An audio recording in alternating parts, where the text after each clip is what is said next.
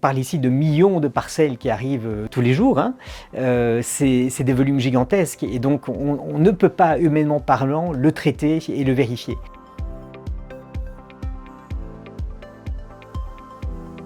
L'idée par rapport à ce projet, elle est née d'un contact que le CEO de l'entreprise e-Origin, il a demandé est-ce que l'IA pourrait être appliquée à un cas concret lié à la détection de fraude douanière. Le système développé pour e-Origin, il se base sur deux éléments importants. Le premier, c'est la description des produits, donc c'est quelque chose qui est textuel.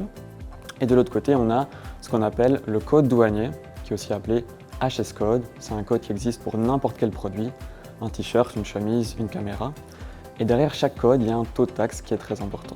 Nous, on est spécialisé sur le développement de réseaux de neurones profonds et dans ce projet-là, on a développé beaucoup de réseaux de neurones profonds qui permettaient d'extraire l'information textuelle et de prédire le code de chaque produit.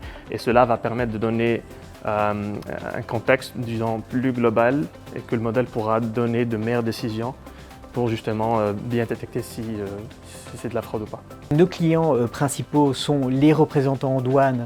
Ils ont une recherche de vouloir améliorer bien sûr leurs déclarations en douane parce qu'ils doivent vérifier si elles sont conformes. Donc notre logiciel fournit toute une série de solutions pour améliorer cette conformité et améliorer l'automatisation des processus. Par rapport à la réalisation de cette licence-là, donc je suis même très fier pour nous et pour l'Université de Mons d'avoir participé au développement d'une solution qui a pu être intégrée dans le système e-Origin.